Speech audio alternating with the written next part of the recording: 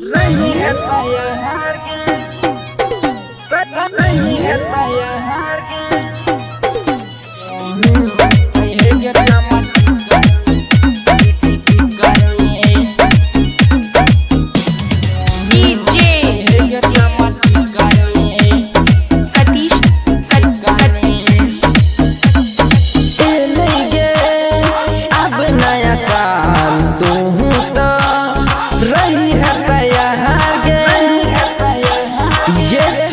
सुन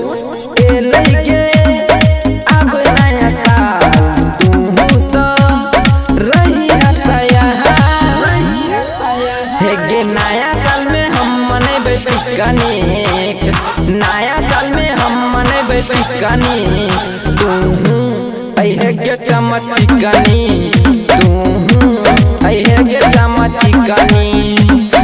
तोरे खातिर हम मनेबो पिकनिक तोरे खातिर हम मनेबो पिकनिक तू अइहे गे चमच चिकनी तू अइहे गे चमच चिकनी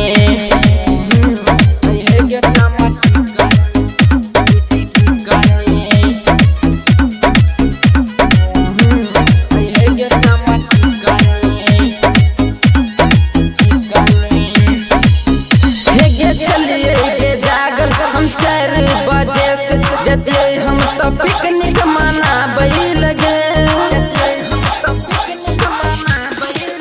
हेगे मन दिए हम पिकनिक गाना बजे निक डीजे करतिए हम फलानमा के गे तो मुर्गा बियर खरीद के हम लईती मुर्गा बियर खरीद के हम लईती तू ऐते गे चमच चिकनी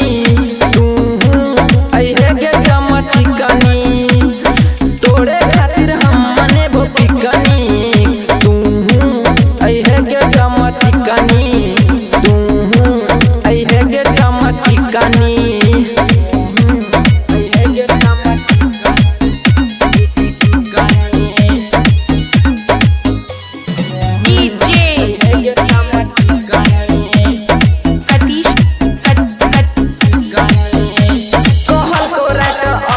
पालो ताले के पिकनिक मनाबे ला चलते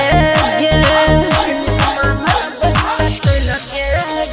नया साल में बनते मुर्गा आ चावल तू फिदा भेला डांस पर भी न पेगे तू रास्ता में न रुकिया एको राती तू रास्ता में न रुकिया एको राती चल अभी है चमच चिकनी अइहे गे चमच चिकनी।